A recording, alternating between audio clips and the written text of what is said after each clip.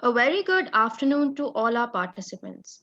We thank you for joining us on this webinar series on demystifying transfer pricing through jurisprudence. Today, we shall cover part one of the two-part webinar series. Our speaker for today's session is Dr. C.A. Sunil Motilala, Advocate and Tax Counsel. Dr. Lala has done his PhD from Mumbai University in International Tax and Transfer Pricing with reference to BEPS, GAR, and other critical issues in the global arena. He is an advocate and a qualified chartered accountant practicing at SML Tax Chamber as a tax counsel, having over 25 years of experience in the field of direct taxes. Dr. Lala was a partner and head of direct tax litigation practice in PwC Western India, KPMG, and Advaita Legal as a co founder. Dr. Lala has been recognized as one of the tax controversy leaders in India by International Tax Review for the last consecutive 7 years. He advises and represents several MNCs in challenging cases before courts, tribunal, AAR, etc. He is a trustee of Foundation for International Taxation, that is FIT, and a member of the managing committee of the ITAT Bar Association. He has contributed articles in various professional journals and financial newspapers and has also given several presentations in seminars organized by various professional bodies. Before I hand it over to Dr. Lala, I would like to hand it over to Tax Sutra's group editor, Arun Giri, who shall set the context for today's session. Yeah, very little to say when Sunil Bhai is going to take the floor. I must say, first of all, thank the participants profusely. Wish everyone a happy Sankrant, Lohri, Pongal, whichever part of this the country you're joining in from. A happy harvest season. Let's harvest new ideas, a new beginning, a new journey for the year, and let's hope that we reap. We do reap a rich harvest. We sow some new ideas and reap a rich harvest in times to come. Wishing everyone from different parts of the country their respective festivals. I also, uh, thank you all profusely for joining in when the tax audit due date is 24 hours away. The Gujarat High Court has declined to intervene in the matter, and I said that Jan 15 is good enough unless CBDT itself wants to extend it. So I do understand that you all have taken out valuable time to learn the subject of transfer pricing.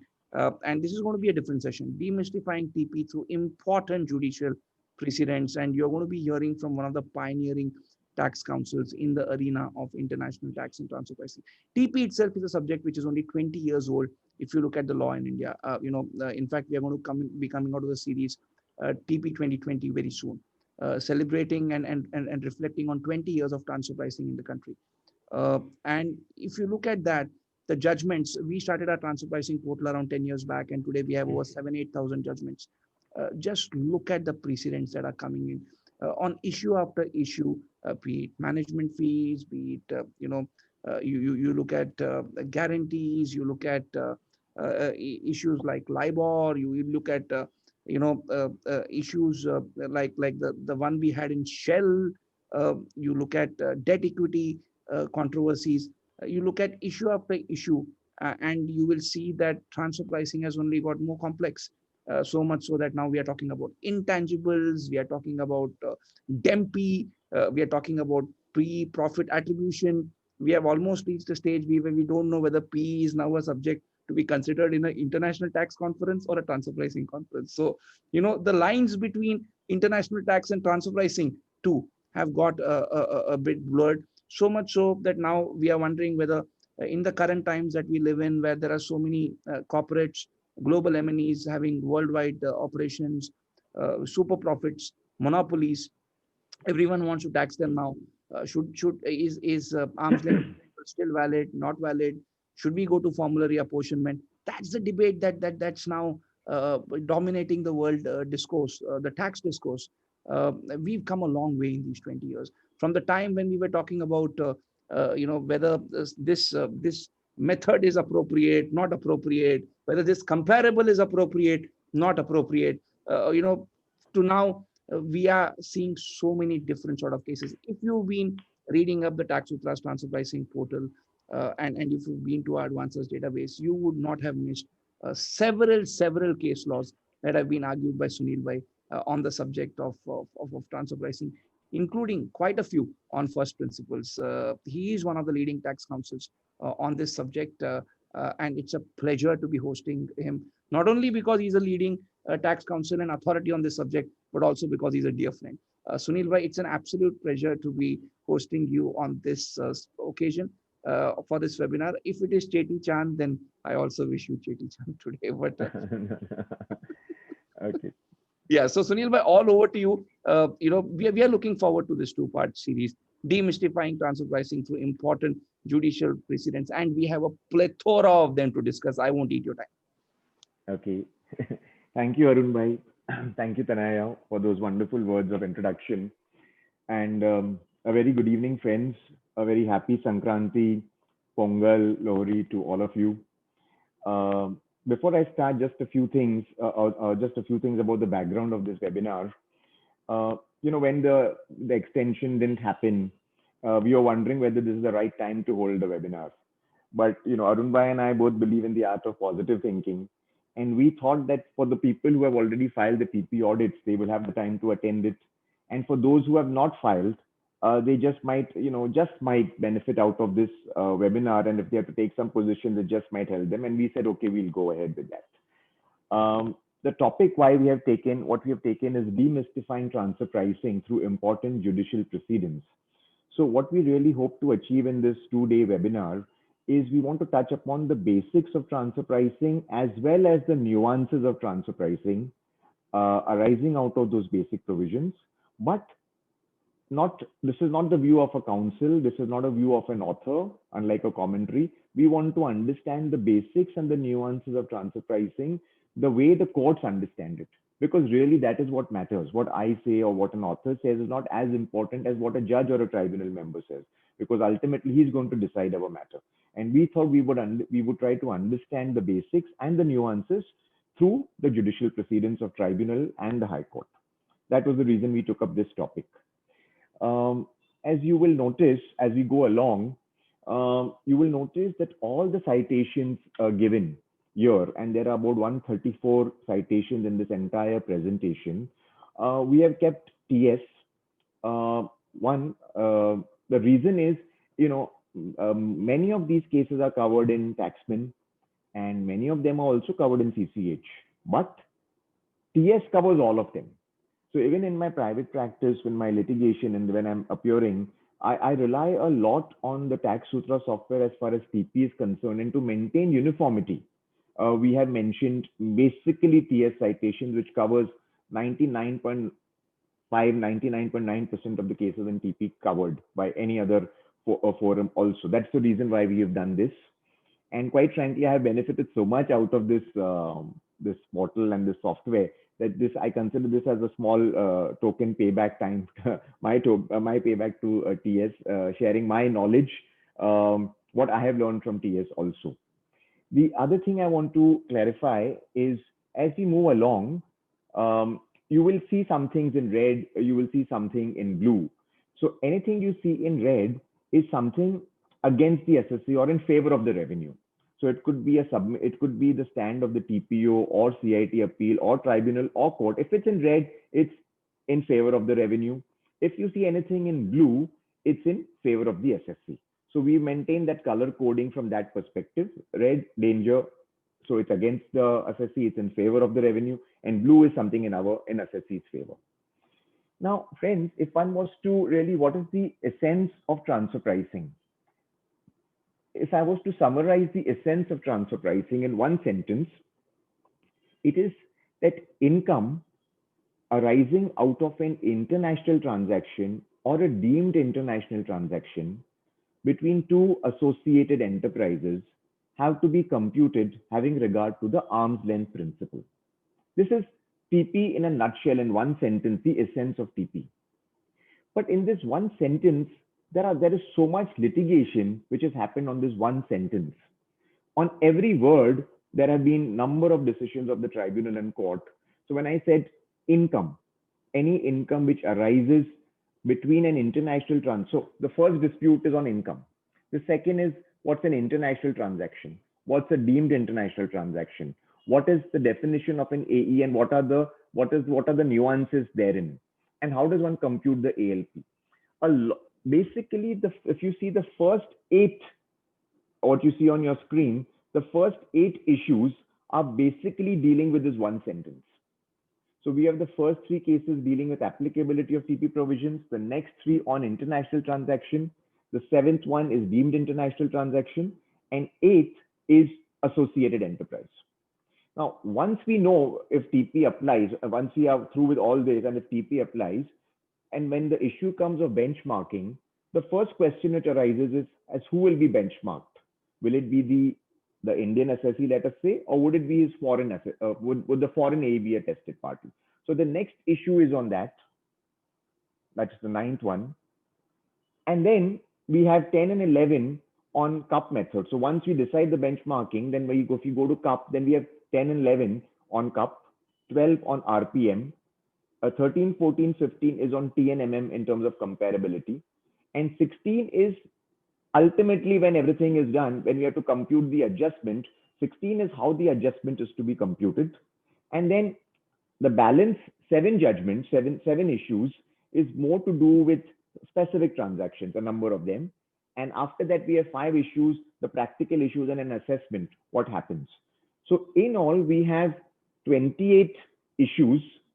And in this presentation of 127 slides, we have cited 134 decisions reported in Tax Sutra. And I'll be touching upon, in addition to this, some other decisions also. So considering the volume which we hope to cover in these 2 days, we will not be, so I will not be obviously going through the nitty-gritty of the facts, the amounts involved, the name of the AE, and things like that.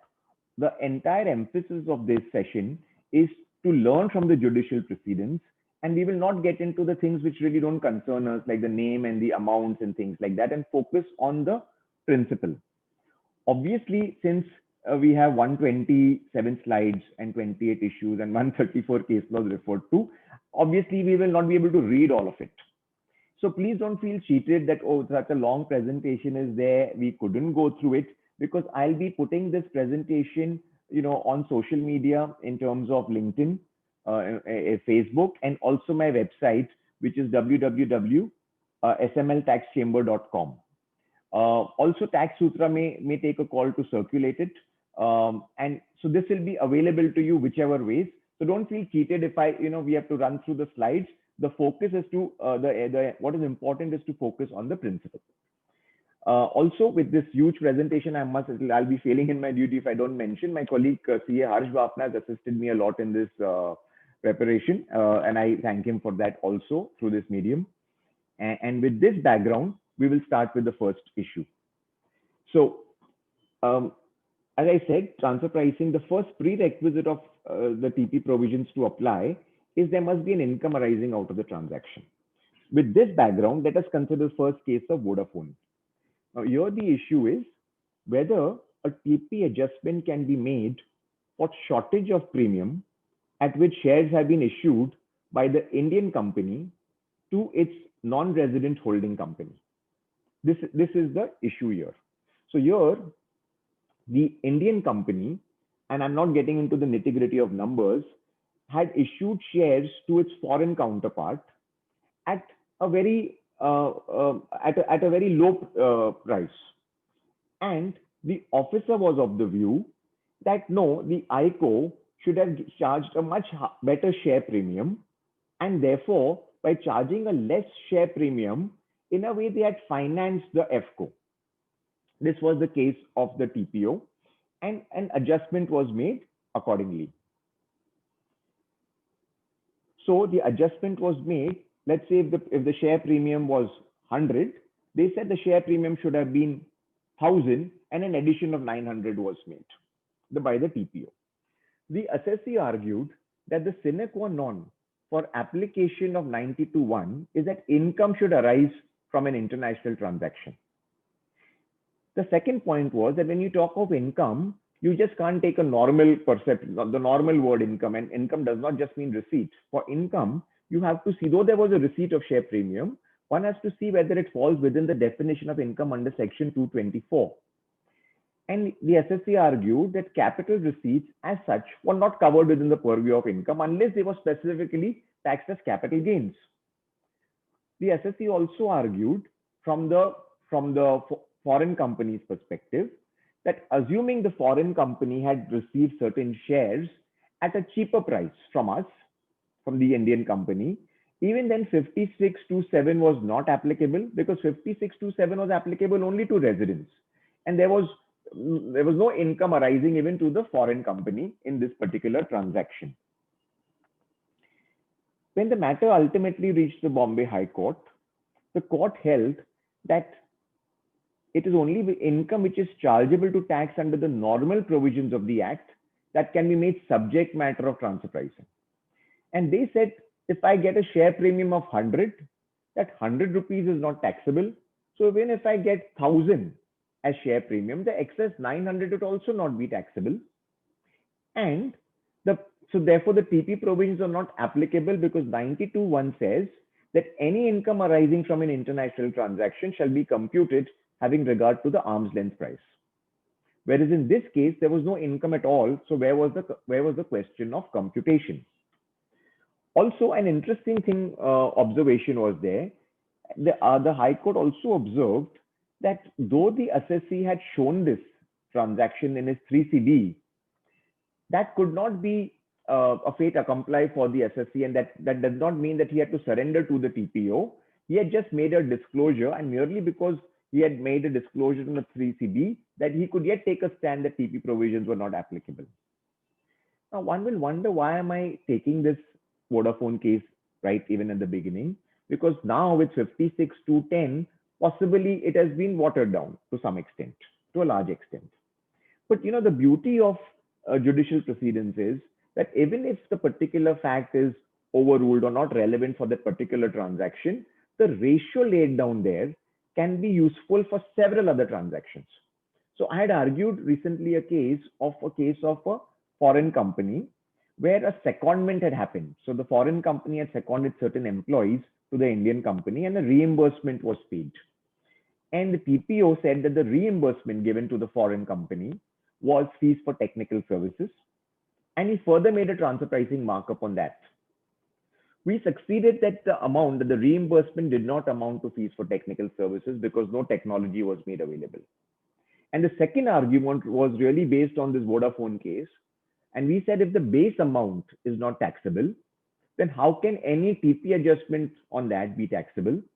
And with that scenario, TP provision, with that submission, we said that the TP provisions were not applicable in a scenario like this, which was accepted by the court.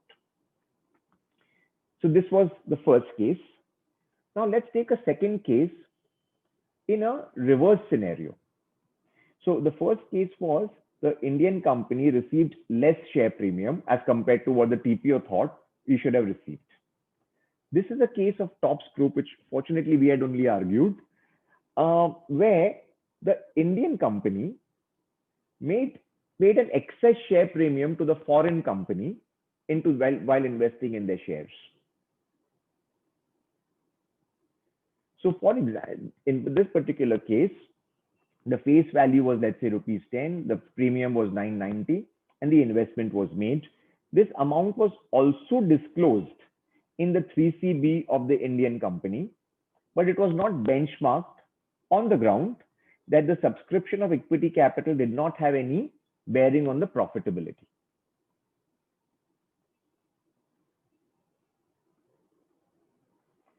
The TPO said that as per the amended provisions of explanation 1B to section 92B2, capital financing was within the fold of transfer pricing provisions. And he said that since such a huge premium was paid, so he said if one goes by the net asset value of the company in which the investment was made, let's say I should have given 100 rupees. But as against giving 100 rupees, I paid 1,000 rupees. So he said I gave an excess 900 rupees premium. And this 900 rupees premium was nothing but I was financing my AE, and therefore this transaction would come within the purview of TP, notwithstanding the fact that there is no impact on the income. So this was the case of the TPO. The CIT appeal held that the Vodafone case, which we just discussed, would apply only to inbound transactions and not outbound transactions. And when the matter went to the tribunal, my compliments to Mr. Jason Bose, who is retired right now, he passed a 40-page order on this aspect. And he said, and the tribunal held that Chapter 10 begins with Section 92(1), which states any income arising from an international transaction shall be computed having regard to the arm's length price. He said in this particular transaction of an outbound investment, there was nothing which impacted the income. And therefore, they further held that Vodafone applied to both inbound and outbound transactions. As the revenue argued that there was a loss of potential income. So it was that excess money, according to the TPO, the excess premium which I had given, which the Indian company had given, was nothing but a loan given, and it was without interest. And therefore, there was loss of revenue to the ICO, which he wanted to recharacterize as a loan, the share premium, and make an adjustment of interest. So the tribunal said that one can't recharacterize a transaction and then apply TP to it. So for example, this is an important finding here, that you can't recharacterize. And that, of course, right now, if GAR applies, it's a separate issue. But let us say if there is an interest-free loan given, the assessee cannot now say that, no, by virtue of this decision of TOPS Group, one can't get into potential income argument, because in this particular case, the potential income argument was rejected. Here, the potential income argument was rejected because there was recharacterization. First thing, in an interest-free loan, there is no recharacterization. It is an interest-free loan. And therefore, this argument may not apply in those kind of transactions. So it decided the issue in favor of the SSC. Now the issue arises is where else can this case apply?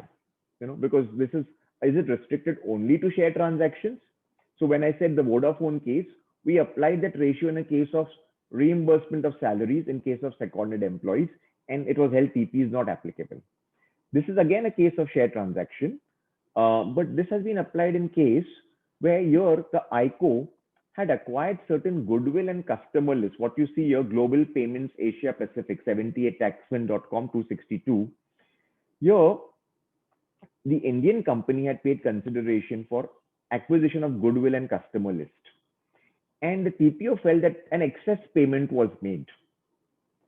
And he therefore disallowed and therefore made a TP adjustment. The tribunal, relying on these other cases which we've just discussed, said that this had no impact on the income and therefore no adjustment could be made. And the tribunal also noted that the assessee had not claimed depreciation in respect of goodwill. Now, I may just go a step further here since we're talking of it. What if the assessee had claimed depreciation on goodwill? And we're talking only on goodwill. In my view, an assessee would still be able to argue that TP provision should not apply here, because one can argue, and there are two cases to this effect of the tribunal, that when goodwill comes into your books due to an extraordinary event, such as an acquisition, merger, acquisition, amalgamation, these are extraordinary events. And if goodwill comes into your books because of this extraordinary event, and you claim depreciation thereon, then this is something which is a non-recurring item. It's a non-routine item. You really don't see it with your comparables also. And though you have claimed it for the purpose of tax deduction, you can still say that it is not operating. And if one merges both the propositions together, even if depreciation was claimed on goodwill, unlike as in global payments, one could yet apply Vodafone and say that TP provision should not apply to a transaction like this.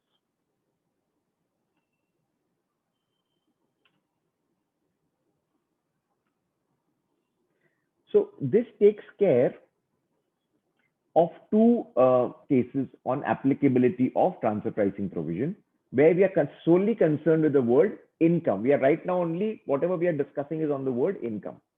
And the third issue on that is, let's take a domestic company which is registered as a tonnage tax company.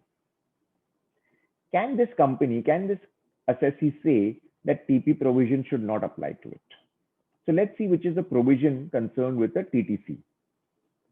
So section 115 VA of the Act says, notwithstanding anything to the contrary contained in sections 28 to 43C, a company which is registered under this chapter, who is having income from the business of operating qualifying ships, and if such a company opts for this particular scheme, then the income will be computed in accordance with this scheme, which is really based on the tonnage which is being transported. It has nothing to do with the money which is being earned, but it depends on the tonnage and the number of days the transport takes place. This was the issue. So here the assessee, a domestic company, was registered as a TTC. It offered income as per the particular scheme. The TPO made an adjustment on the ground that the charter hire or lease charges paid by the assessee to its AE for leasing one of his ships was on the higher side, and a TP adjustment was made. This was the background. When the matter went to the tribunal held that the income, as far as this assessee is concerned, really depends on the tonnage capacity of the qualifying ships and the number of days for which it has been used. The actual receipt or revenue earned and expenses incurred really are not taken into consideration only. So though assuming this assessee had overpaid its AE, or if it undercharges its AE, it will not have an impact on the taxable income, because the taxable income would be governed by the tonnage capacity and not the money you paid, not the amount you paid to your AE or the amount you received from your AE. And they say that since the transaction with your AE has no impact on the computation of income, the TP provisions would not apply. So this is another case why one could really, if one can argue under the Act or under the treaty that a particular transaction is not taxable at all, then a TP adjustment would not arise, and really one could extend it to any kind of presumptive tax, and one could say wherever there is a presumptive tax, the same is not hit by TP provisions. So these are the three important cases on the word income arising from an international transaction. And the learning really is the income which is referred to in section 92(1) is income as per the provisions of the Act. 2, it must be taxable income. It must have some bearing on the tax in India. If it does not have a bearing on the computation of income, then whether there is an excess payment or a short or an excess deduction, it really would not impact the tax. And therefore, in such a situation, the TP provisions would really not apply. So the ratio of these three decisions can be applied to several other cases. As I said, the learning also is from Vodafone is merely because I have shown something in the 3CB. That doesn't mean that I cannot argue to the contrary. And Bombay High Court has also accepted that proposition. So this was the three important cases on income.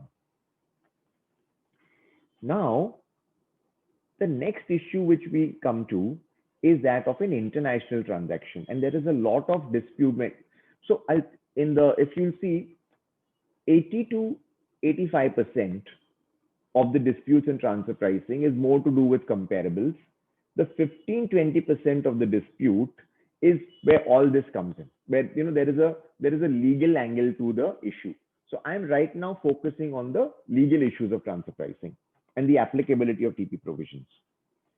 So the next issue is whether a letter of comfort amounts to an international transaction. Now, what is really a letter of comfort? We'll discuss this in the facts of the case. So the assessee had issued a letter of comfort to the bankers of its AE, and the assessee did not report this transaction as an international transaction in his 3CB or TP study report. The TPO was of the view that by giving this letter of comfort, a certain advantage had flown to the associated enterprise, because the AE, on the basis of this comfort letter, could obtain a credit facility from the bankers at better terms. And this letter of comfort was nothing but a guarantee transaction falling within the purview of international transaction. So the TPO said, we will take the guarantee fees charged by HSBC Bank to its customers, which he came to a number of 3%.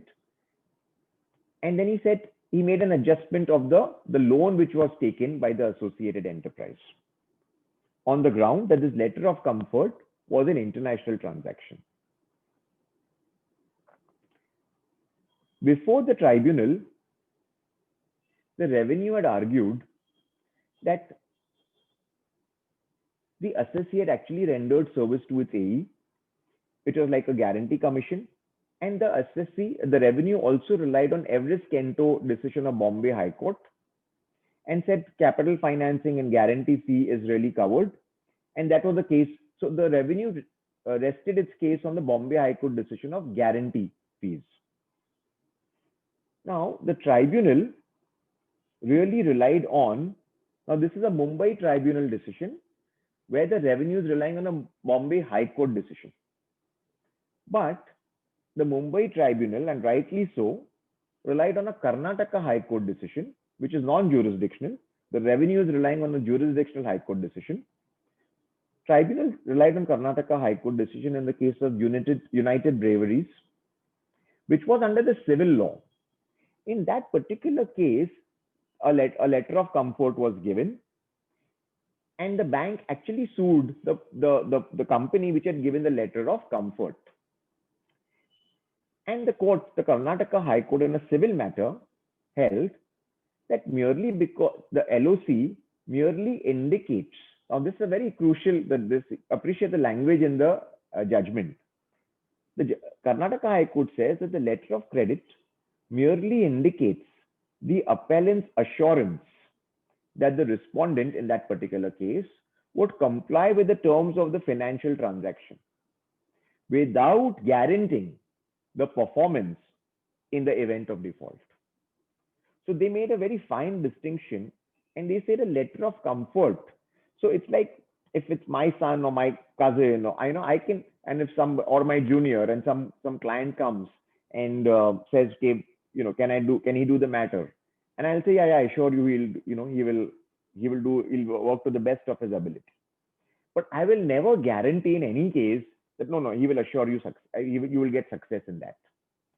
So what the tribunal appreciated the Karnataka High Court judgment and said there is a difference between assurance and guarantee. And really, Bombay High Court is to do with guarantee fees, and therefore not applicable to the case where you're just assuring the banker that, giving some assurance to the banker to lend money to your AE. And on the basis of this Karnataka High Court judgment, the addition was deleted. So my compliments to Mumbai Tribunal that they didn't blindly follow Bombay High Court and appreciated the difference in the facts and followed Karnataka High Court and gave relief to the assessee. Now let's come to the next international transaction. Now this is a different kind of letter of comfort. So the issue here is whether a letter of negative lien provided by the assessee to the bankers of its AE for enabling the AE to obtain loan from the said banker, whether this transaction is an international transaction or not. So in this particular case, the assessee merely told the bank that I assure you, I'm giving you a negative lien that I will not disinvest in my subsidiary so long as your loan is still outstanding. That's all. The AO again concluded that the assessee should have charged guarantee commission at the rate of 0.5% of the transaction. The assessee argued that it had just merely provided a negative lien, that is, it had agreed not to transfer 49% of its stake in the subsidiary without prior consent of the bank, and that the said negative lien had no bearing on the profit, income, losses of the assessee. When the matter went to the tribunal said that when you give a guarantee, then there is a possibility of a liability. There is a possibility of a risk that if the party in respect of whom I have given guarantee defaults, then I would really be made responsible to do that, to undo the loss. But tribunal said, therefore, you cannot compare it to a guarantee. But unfortunately, in this tribunal decision, for whatever reason, sometimes they do this, is they followed a mid path. And though they decided in principle in favor of the assessee, they reduced the addition from 0.50% to 0.25%. So they did a job of a settlement commission here. But quite frankly, I think there is scope to argue that even the 0.25% should not have been levied. In this, the Karnataka High Court decision was not cited and therefore not considered. The earlier case of Tata International was neither cited nor considered. And there is one other case which I remember, probably unreported, which we had argued several years back in the case of Indian Hotels, wherein also no addition was made in respect of a letter of comfort. So many of the authorities here were not cited, and possibly because of this, an adjustment was confirmed. But there is, I think, scope notwithstanding this, to argue that this judgment is not fully correct and the entire adjustment should have been deleted.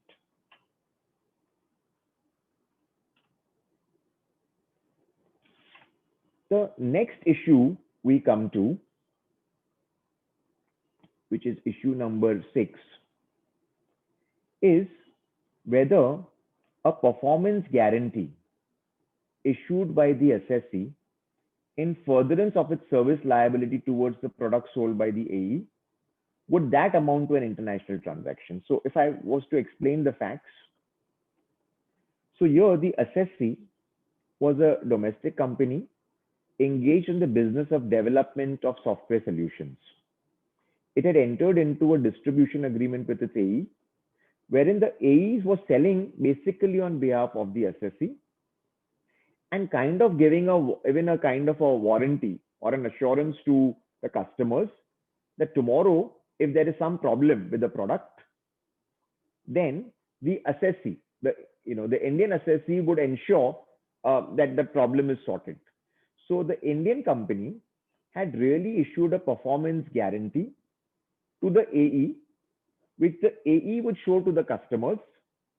As a result of this, if the AE got the particular order, the Indian assessee would earn income and the AE would earn certain commission out of it. The TPO said that this performance guarantee was really a service being done by the Indian entity for the foreign entity, because it is by virtue of the performance guarantee, the foreign AE could increase its income, could get more customers, because the performance guarantee was given by the Indian company. And the TPO therefore made a TP adjustment of 2% of the gross sales, which was done through the AE of the Indian entity. When the matter went to the CIT appeal, the CIT appeal also observed that the income of the AE had increased due to the performance guarantee and upheld the order. He accepted that. Then the CIT appeal said, but the AE is really earning only 5.5% on the total sales. So if a customer gives 100 to the AE, the 100 will come to the Indian assessee, of which 5.5% will go to the foreign AE. And the CIT appeal said that the 2% commission should not apply to gross revenues, but should really apply to the 5.5% commission of sales, and therefore reduce the adjustment. And the assessee and the department both went in cross appeal to the tribunal.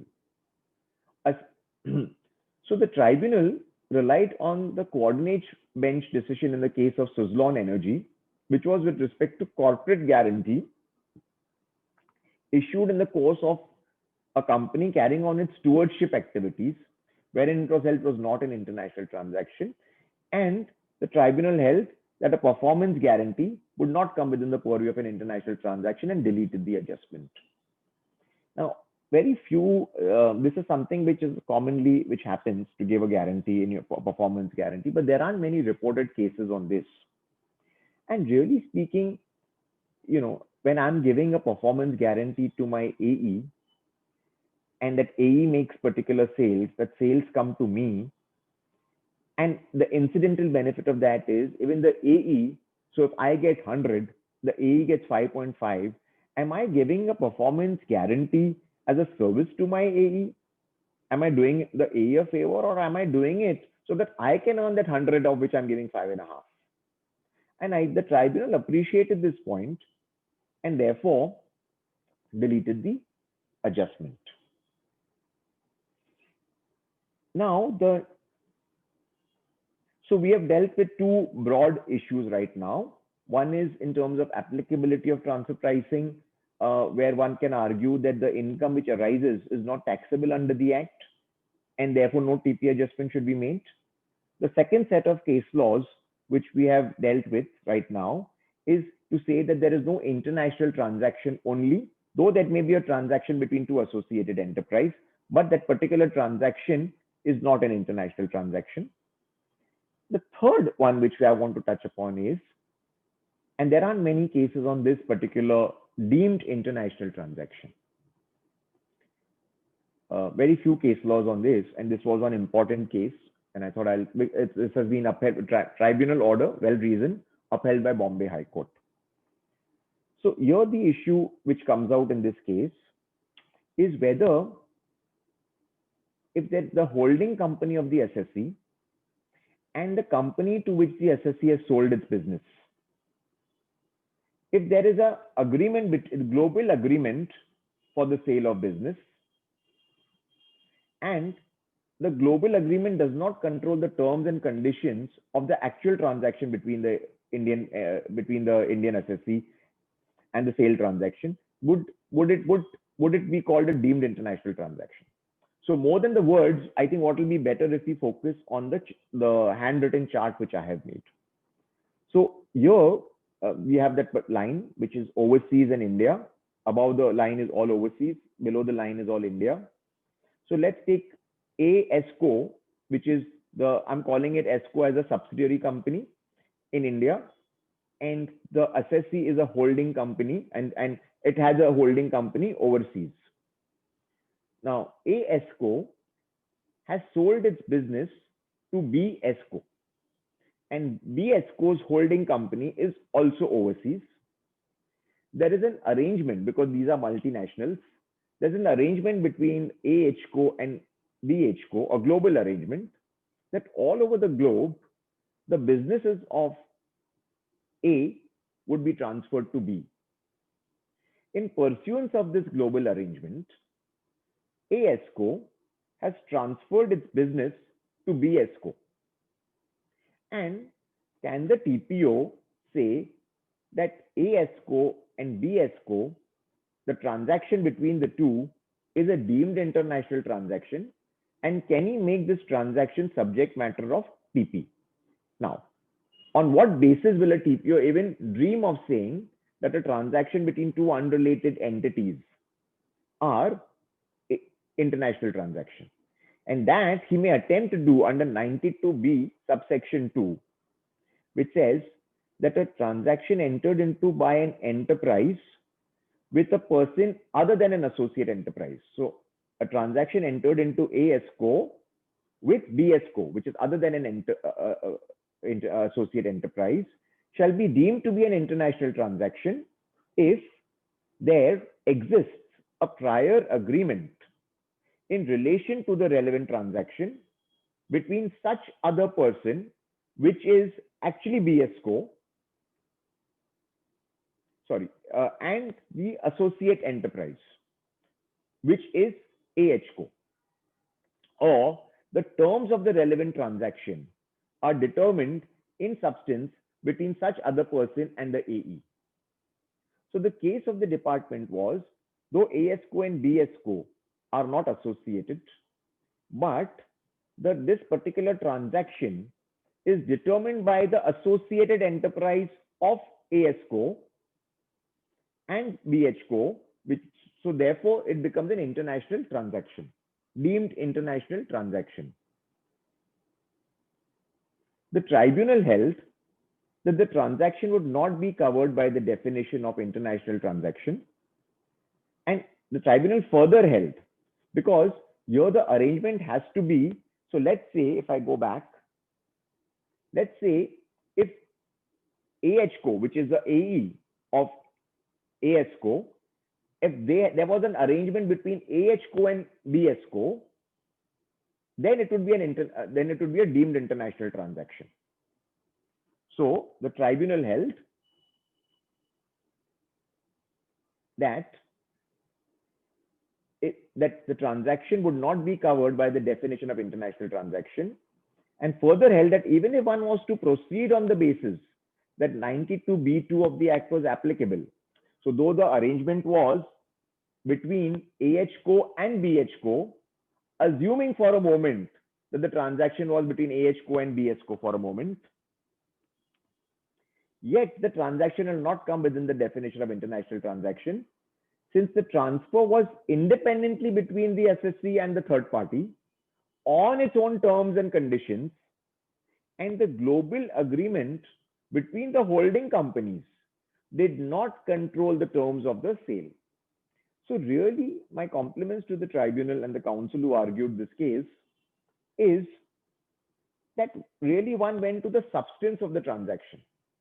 One, the tribunal did not see that there was a global arrangement between the holding companies. What the tribunal said, that assuming there's a global arrangement, but as far as the terms of sales are concerned between ASCO and BSCO, that is not determined by the global arrangement. And if that particular transaction, which the TPO wants to make an adjustment to, is independent of the global arrangement, then really this cannot be a deemed international transaction, and the TP adjustment was deleted. And this decision went to the High Court. Bombay High Court has upheld the tribunal order, dismissed the revenues appeal. So one of those few very good cases on deemed international transaction.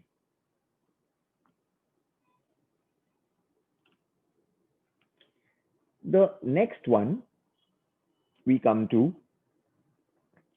is in what is the meaning of an associate enterprise.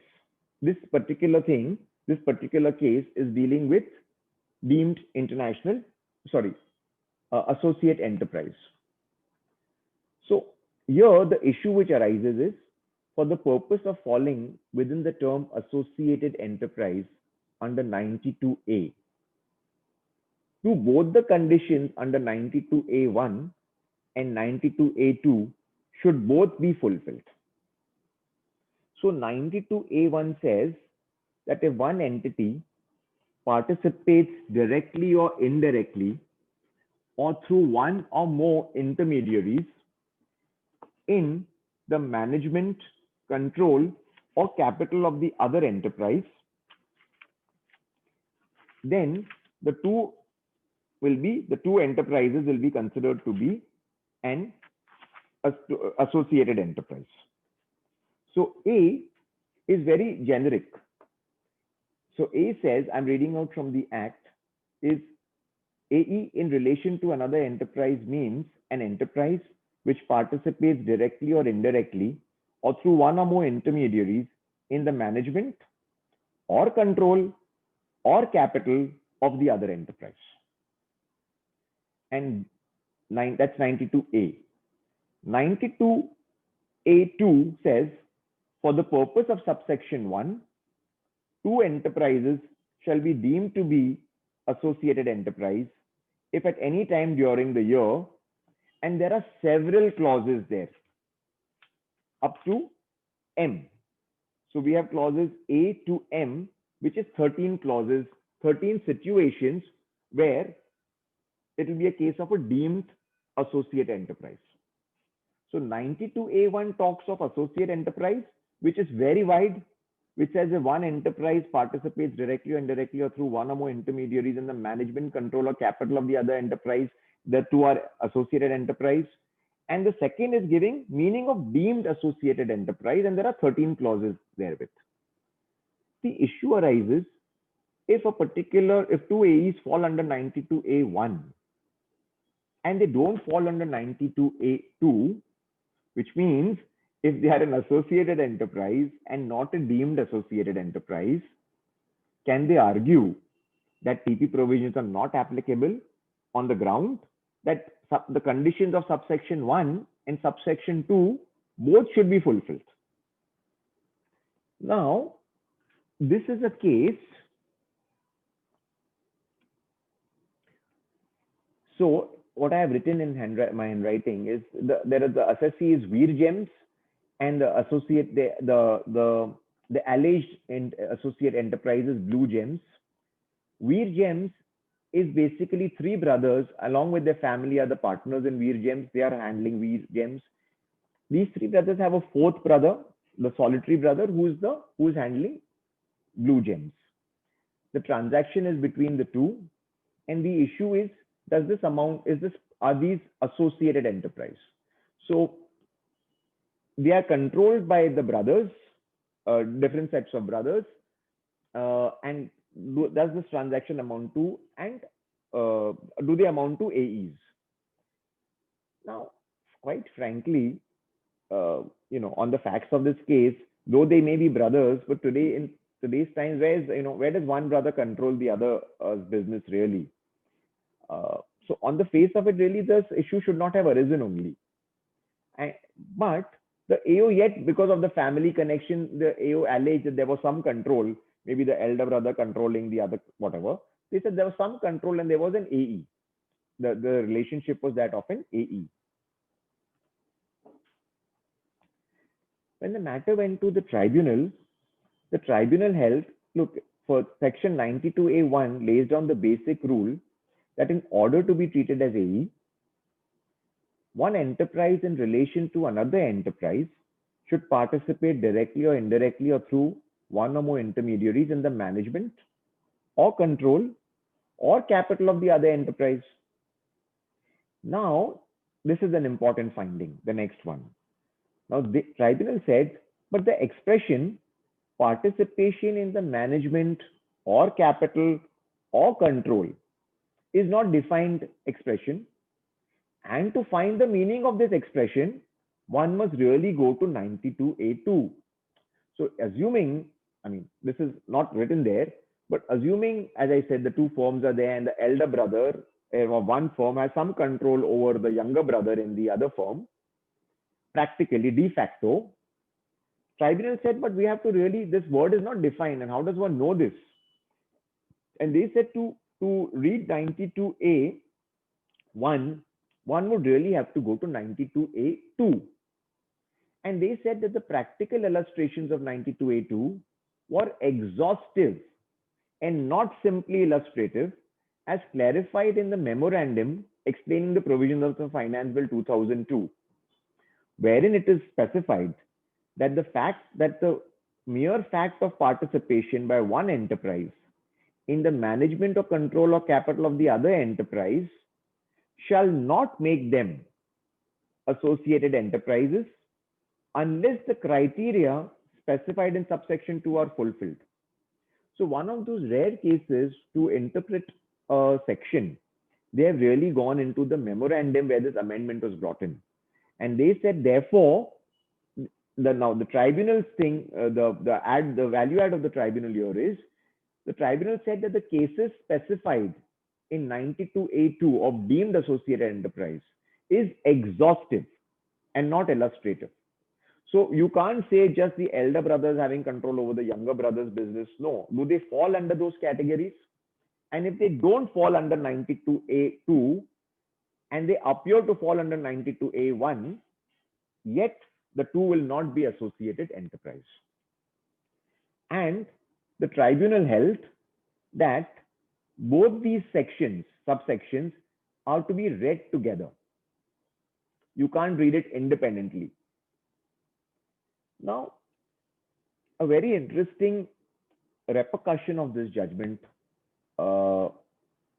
which I will come to a little later, is the revenues case, however, before the tribunal was that, assuming that both the provisions have to be applicable, then clauses J and K of 92A2 were applicable in this case, and both the conditions were fulfilled. And J and K is what?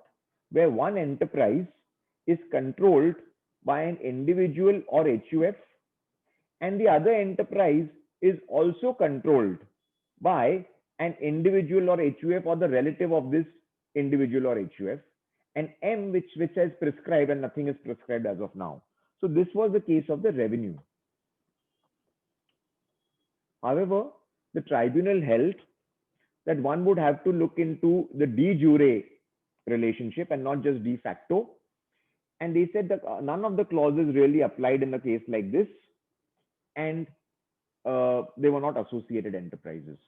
So and this judgment of the tribunal on first principles by Honorable Mr. Pramod Kumar, and hats off to him again, has been upheld by the Gujarat High Court, and the SLP of the revenue has also been dismissed. But a very interesting repercussion does arise from this judgment, that assuming both the conditions have to be fulfilled. So I've just given an example here, a flow chart here. There is a line which is drawn, and above that is outside of India, and below that where you see ABC LLP India is in India. So let us say there is a company, ABC Inc. US, which has a 100% subsidiary, ABC Limited in Ireland.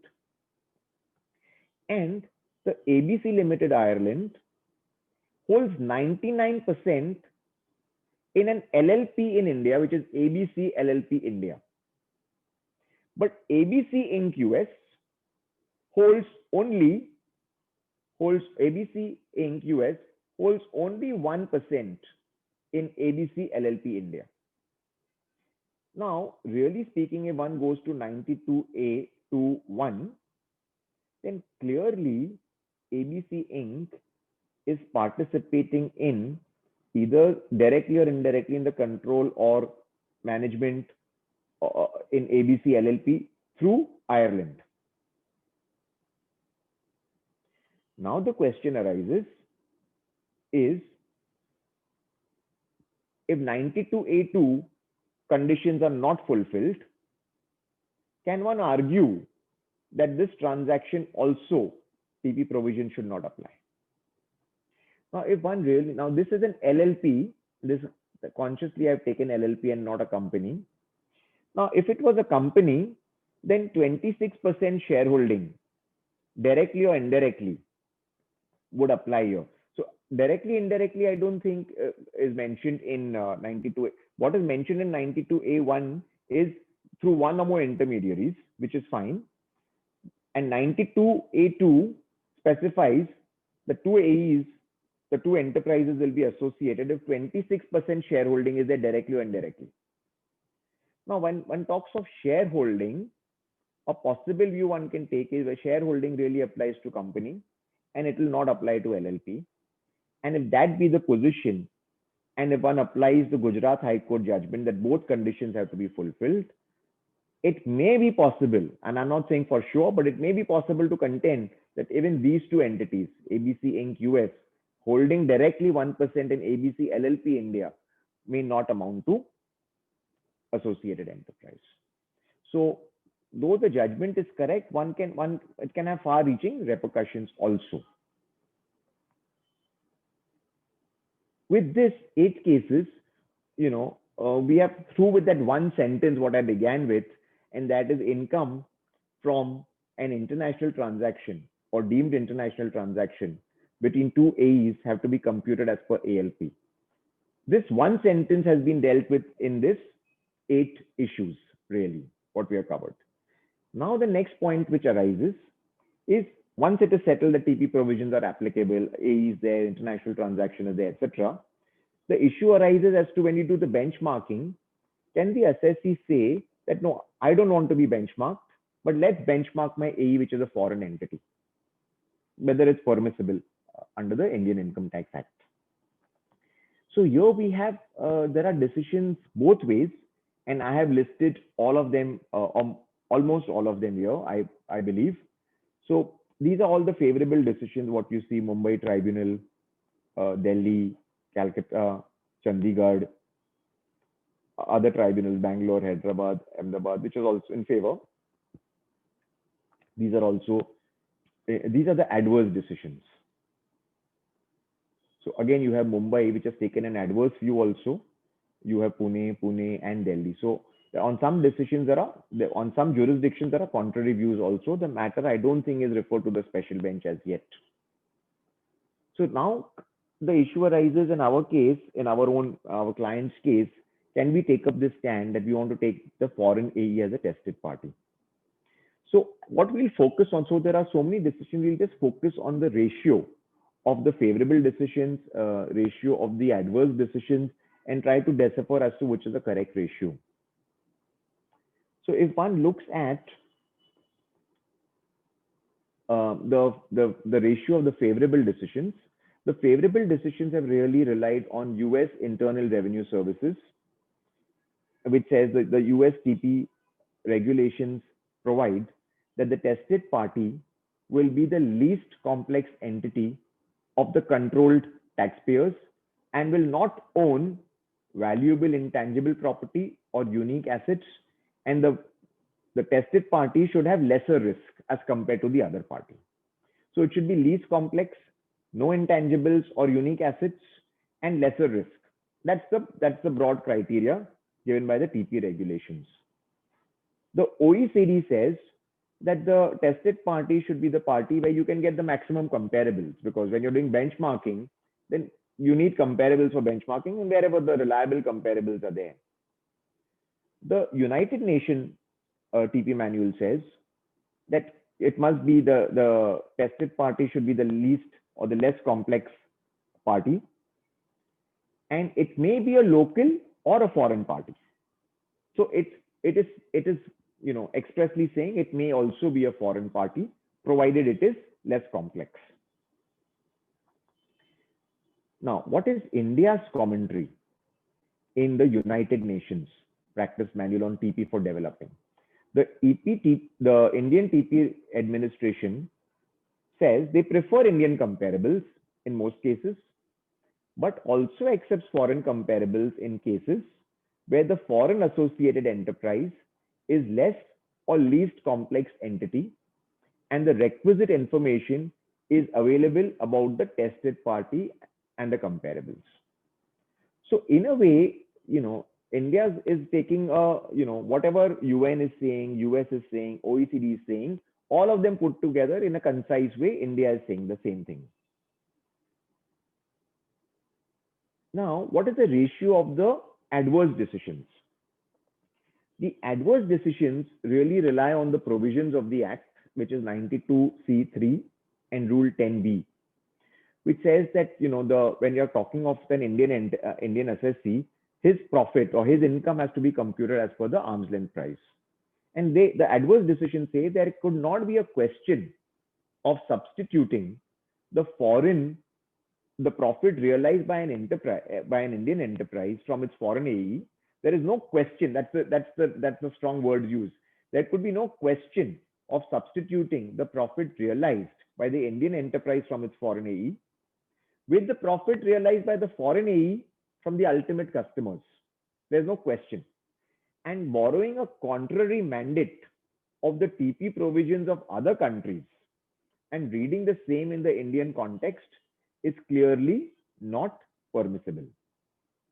Now, really in these decisions, what they have missed out is this: India's stand in the UN practice manual. So if one was to really consider, if one was to reconcile both, then what the negative decisions, the adverse decisions have missed out are some of the observations of the favorable regulations, whether it's some of the favorite provisions of the United Nations, OECD, US, as well as India.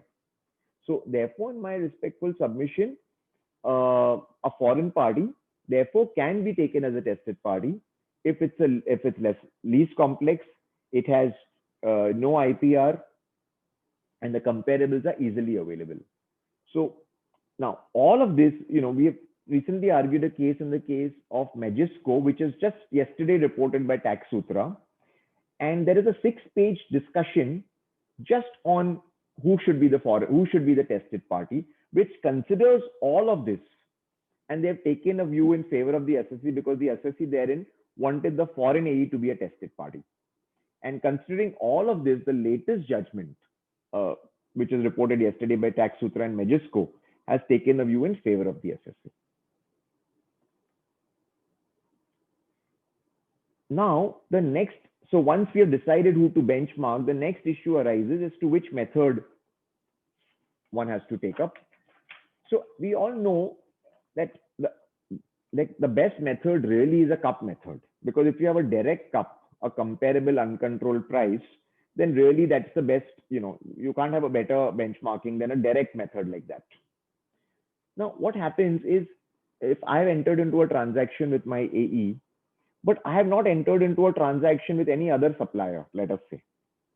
So I can't give a direct benchmark that, oh, I could have, my other supplier would have charged me more than the AE. Or let us say if the AE is selling only to me and not to someone else, and I don't have a direct comparison that, my AE is selling to others also at the same price at which they're selling me. If I don't have a direct comparison, and if I want to use the best method, can I take quotations from independent trade associations?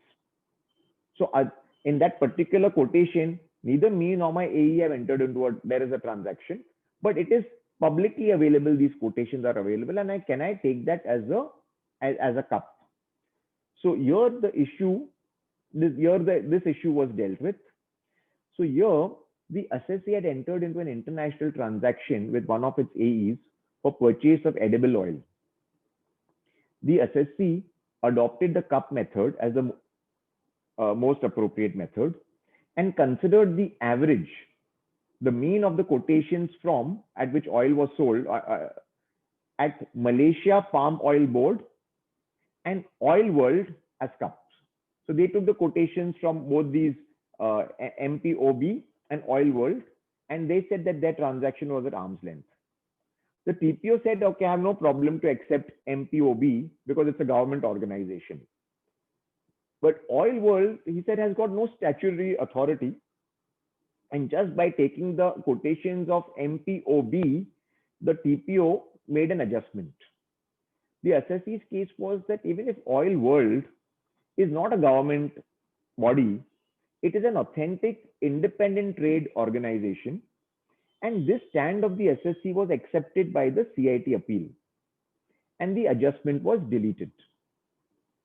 Finally, when the matter, and the tribunal also upheld this, when the matter went to court, the court held that price publications, as long as the same were authentic and reliable, would be relevant material for ALP determination. Next, they held that the price quotations of MPOB were important because it's government. However, it would not necessarily mean that the other quotations would lose their significance unless it was pointed out that such quotations lacked any basis. And they accepted this in favor of the SSC. Now here, I may point out there aren't too many cases wherein external quotations have been accepted. Not that there are cases against, but the other two cases are here, which is of Delhi Tribunal Noble Resources, where quotations from Solvent Processors Association was accepted. And the other one is SGS, rates prescribed under FIPB instructions were also accepted. And SGS, I know we had argued this in tribunal. This has been upheld by the Bombay High Court also. Bombay High Court is not a reason order. They simply say no question of law, but this has become final. So these are the two more cases on this aspect. Now, while we are on cup, Now here there are 3-4 issues here in this one Morgan Stanley case. So I'm sorry, it was easy to prepare the presentation. Many of them we have argued. So this is one of those cases where the issue here was whether can CUP be, can CUP be the most appropriate method for broking services. So here is an Indian entity, Morgan Stanley India, rendering certain broking services to its foreign AEs as well as its Indian clients. So first issue was whether can CUP be applied? And the answer is obvious. CUP is in any case the best method and it can be applied. The next issue was what the TPO said. The TPO said to the SSC that the SSC was rendering services to its AE in, let's say, Mauritius, and it was also rendering services to other clients, which is non-AEs outside of India, and it was also rendering services to its clients in India. So the SSC had come to an average rate and said, if I take the average brokerage rate, that is what I want to apply. The TPO really said that no, since your AE is outside of India, we will take into account only your foreign clients and take that average, and we will not take into account your Indian clients. Because like to like, you can't compare your foreign AE with an Indian client, and therefore we'll compare it to your other foreign clients. On the face of it, this, from a revenues perspective, this looks attractive. But if one really goes deeper into the issue, this is what the tribunal held. This is what we had argued, and it was accepted by the tribunal. The tribunal order is very brief, but this is finally accepted. That the geographical location of a service recipient, what is underlined, is an irrelevant consideration since the consulting services provided by SSC would remain the same whether the service receiver was located in X country or Y country, as long as the service provider was in India. And quite frankly, even if we look at it from our perspective, as a counsel, if I am, if an Indian client is coming to me for just an advice, and a foreign client is coming to me for an advice, and the advice is on email, the service is being rendered in India, how would it make any difference really to me if I adhere to professional ethics and I keep my charges consistent, which I should, then really how does it matter whether my client is from US or from India or UK? Because I'm rendering the service here, I'm doing the research in India, I'm drafting the written opinion in India, I'm arguing the cases in India. How does it really matter? And this is something which the tribunal accepted. And they said, really, if the service is being rendered in India, it doesn't matter that the customer is in India or the customer is outside of India. And keeping this in mind, the tribunal said, no, we must take the average of all the customers, whether India or outside of India. With this, the adjustment reduced substantially. Then what happened? Now, to knock off the balance adjustment, we really had taken another plea. 2-3 pleas were taken. We said that this particular AE with whom I'm having a transaction, my 15% of my volume, 15% of my volume is with this particular AE. And my second highest volume with whoever else is 3%. So just see that this AE of mine, the volume of business it's giving me, it is 5 times more than the second highest customer. So therefore, not because that person is my AE, but for the sheer commercial principle that when the volume increases, the price should go down. Therefore, I must get an adjustment for my transaction with my AE. Also, I said, we argued that, look, if I'm dealing with an outsider, whatever I may give him, he may not be loyal to me. Today, some other broker is there. He may go to some other broker, whatever else. But my AE is going to be loyal to me. So considering the volume of business given to me by my AE, considering the loyalty factor, considering the fact that for my AE, I don't have to do any marketing or special research for them because I'm doing it for my other clients in any case, considering that all these factors, I must get a 40% deduction, an adjustment. So if my brokerage example is the average brokerage is 1%, taking into, so it was coming to, let us say 1.5%. I'm just giving theoretical examples, hypothetical, right? Just to understand the principle. So if it was coming to 1.5%, taking into account only foreign clients, this 1.5% reduced to 1% by taking into account all clients. And this 1% brokerage reduced to 0.6% on the ground that we were getting, my AE was giving me substantial business. I didn't have to incur expenditure on marketing and they were going to be loyal to me. And I think my compliments here to the tribunal to take a pragmatic view in the matter, and they decided in favor of the SSC. The next issue, so these were two cases we dealt with CUP. The next issue is with respect to an RPM, resale price method. So, you will see many cases on TNMM, on CUP, on RPM, there are fewer cases. And I thought we must just deal with, let's see how the courts look at this RPM method. So the issue here is whether in case of distribution or marketing activities, when the goods are purchased from AEs and sales are effected to unrelated parties without any further processing, whether the RPM, resale price method, would be the most appropriate method. So in a case of simple distribution, I buy from my AE and I sell to outsider. There is no processing done. Can I apply RPM? The TPO, so in this particular case, the comparables were taken, RPM was applied. The TPO rejected RPM, saying that my comparables were dealing in X product and I was dealing in Y product, and therefore RPM was not applicable. And they said that if the products are different, we'll apply TNMM. And if I applied TNMM, then my margin was coming less. So the difference between RPM and TNMM is TNMM goes by net margin, RPM is going by gross profit.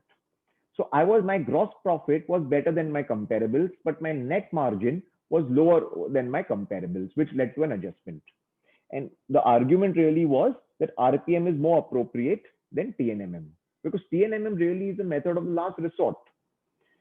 So the CIT and tribunal both ruled in favor of the SSC and said in RPM, what is more important is the function.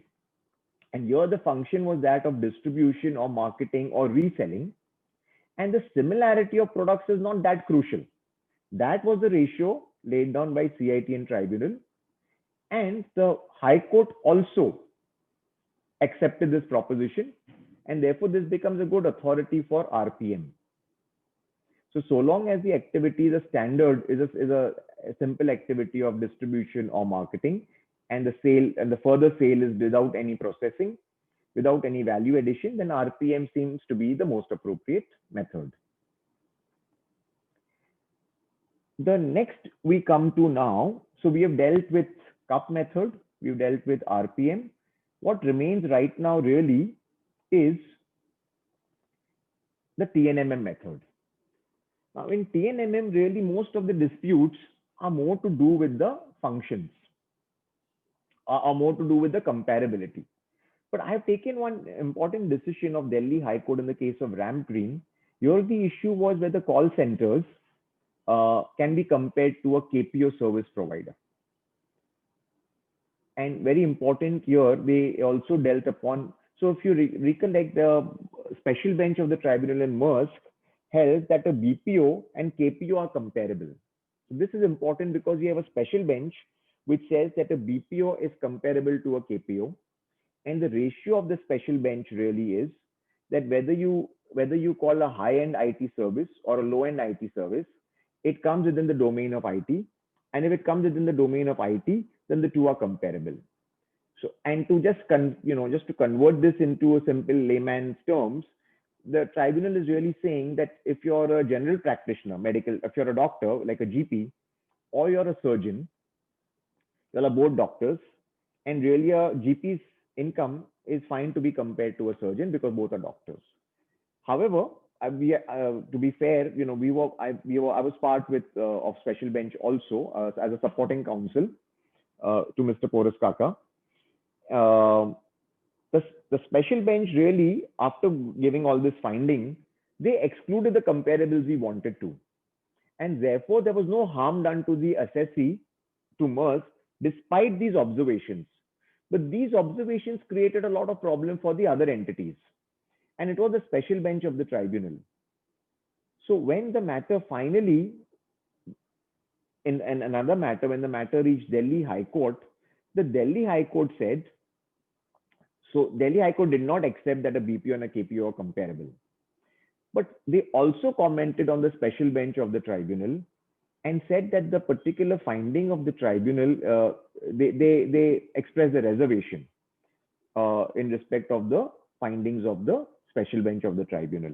And therefore, after the Delhi High Court, though the Delhi High Court now is pending before the special bench, the Delhi High Court really has put an end to the difficulty which arose out of Maersk order. The issue is now pending before special bench, but be that as it may, the observations still stand good even today. So that takes care, that's the lead decision as far as TNMM is concerned. The other case on TNMM is, again, at TNMM, most of the cases are on is a particular comparable or is a particular company comparable to the SSC. So here, the issue was whether companies providing non-binding investment advisory services, whether they could be compared to companies providing merchant banking activities. So, you know, the two look pretty similar investment advisory, merchant banking, and the two issue was whether the two can be compared.